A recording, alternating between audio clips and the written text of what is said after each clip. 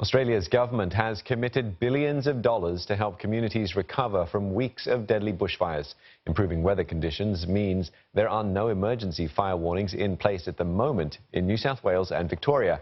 But another death has been confirmed, bringing the total to 25 lives lost. Another 2 people are missing.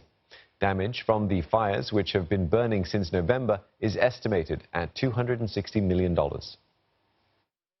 As a second day of light rains and cool winds brought some relief, firefighters found across Australia to help reopen roads blocked by fires, restore power and move people to safety. The government also deployed its medical assistance team to help. It's a first for the team, which is usually sent overseas to lend support in the aftermath of disasters. After receiving flack for being slow to act, Prime Minister Scott Morrison has pledged an additional $1.4 billion over the next 2 years for a national recovery fund, and says that cost could go up. So the $2 billion commitment is an additional commitment. It is an additional cost. It is an initial commitment, and if further funds are required, further funds will be provided. What we are focusing on here is the human cost and the rebuilding cost for people's lives. The money will go towards helping farmers and small business owners, as well as to provide mental health services for affected communities. Been my family home, my kids' family home, and now my grandkids. I don't know how they're going to understand what has happened, but everything's just gone. We've got nothing. Memories, maybe find a shovel or something in the shed or something. The impact of the bushfires has spread beyond at-risk areas, with heavy smoke engulfing the cities of Melbourne, Canberra and as far away as Auckland, New Zealand. And while there's been a brief window of respite, it won't last long. Authorities expect temperatures to spike again later this week. An ABC Australia reporter, Jonathan Hare, tells us more about military efforts in Eden on the New South Wales south coast. Helicopters can fly in bad conditions like the ones you're seeing around me now. They can also direct firefighters to where they need to go. They can also land on the ground or winch people up to safety if they need to be evacuated from the spot where they are now. So that's what the helicopters are doing. The naval officers have been travelling to Eden for most of the day by dinghy.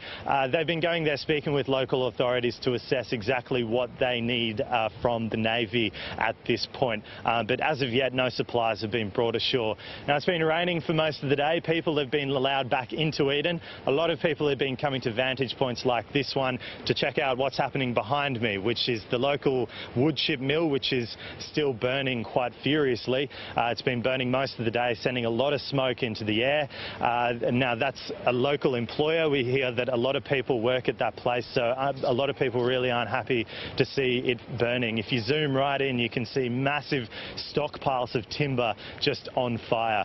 As I mentioned, raining most of the day. There are meant to be thunderstorms coming later this week, which of course the lightning could cause further problems for firefighters in the coming days.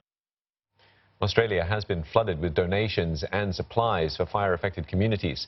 An estimated $17 million has been raised to help firefighters. As burnt-out and isolated communities along the New South Wales south coast become starved of supplies, help arrives by the truckload. No, I think we're taking the bags of food into the... We managed to fill the truck with clothing, toiletries, food, water, anything, non-perishable items, stock feed, hay, pellets, anything that they can use. What we've seen over the last 3 weeks of the way that the fires have been through here, terrible. They're hero convoys for towns desperate for provisions. Supplies are getting a bit tough. We're going to be having to start fishing the river, I think. We've had some more deliveries overnight of groceries, so up in the pavilion. Just the essentials, tin food, milk, bread. As well as the essentials, more than $55 million has been raised for the Rural Fire Service. It means the tightly government-funded resource is more cashed up than ever. I think it's absolutely lovely. I think it's wonderful, and I think it reflects the best we've got in humanity. But the RFS now needs to think carefully about how the funds are distributed.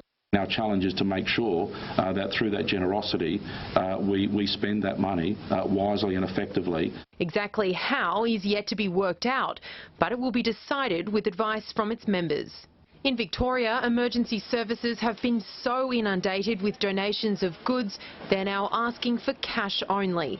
It's so generous have people been that it's causing a big logistics challenge.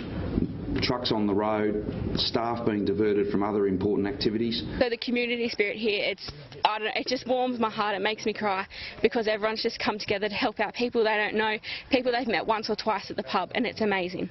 Acts of charity helping to make this long fire season endurable. Now, Australia is fighting one of its worst bushfire seasons. Just 3 days ago, nearly 6 million hectares of land had been burnt out. Now that figure has risen to almost 8 million. Now, that's more than 100 times the size of Singapore. The total area of land destroyed, when added together, would cover Singapore as well as parts of Malaysia and Indonesia. The fires have also generated so much heat that they're creating their own weather systems. That's because as heat and moisture from the blazes rise up, a cloud is formed which can turn into a thunderstorm, increasing the risk of lightning strikes and more fires. The bushfires have also released a significant pulse of carbon dioxide into the atmosphere. Australia's total greenhouse gas footprint in 2018 was around 530 million tonnes. Now, NASA data shows the fires in New South Wales alone emitted almost 1/3 of that in just a few months. And it's a vicious cycle. The more CO2 gets released, the warmer our planet gets. That raises the risk of bigger and more deadly fires. Now, the fires have also wiped out nearly 500 million animals. And later on in Asia tonight, we'll take a look at the heartbreaking toll and how decades of conservation efforts could be lost.